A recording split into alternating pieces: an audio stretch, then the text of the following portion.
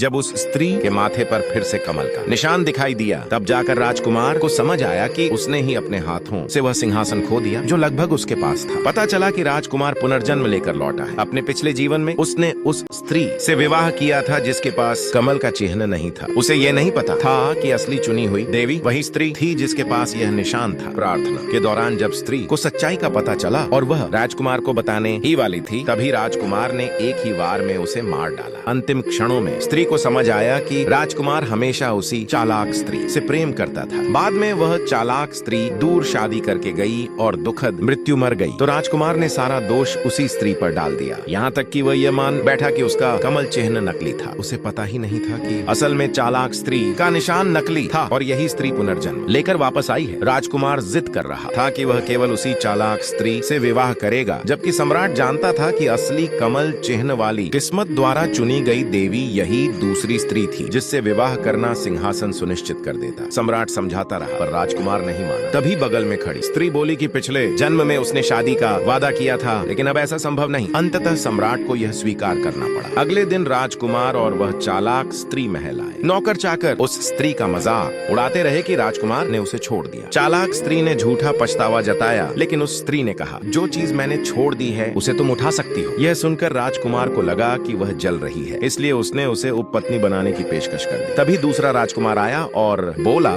कि वह उससे विवाह करना चाहता है। पता चला कि वर्षों पहले जब वह गंभीर रूप से घायल था, उसी स्त्री ने अपनी जान जोखिम में डालकर उसकी रक्षा की थी और तभी से वह उससे प्रेम करने लगा था।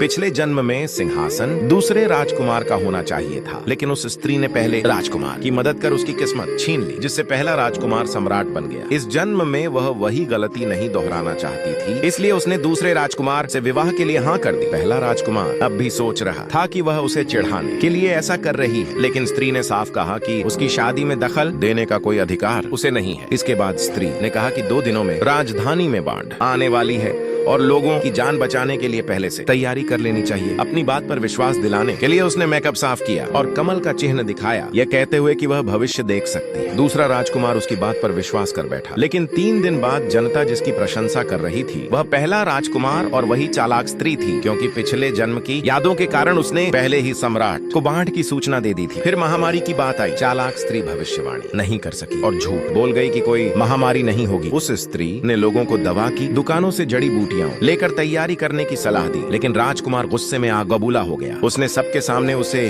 थप्पड़ मारा और झूठी करार दिया। लोग भी उसका अपमान करने लगे। तभी दूसरा राजकुमार वापस आया और समय रहते पहुंचकर उसने उसकी रक्षा की। उसने सबके सामने उसका मेकअप साफ कराया और असली कमल चिन्ह दिखा दिया।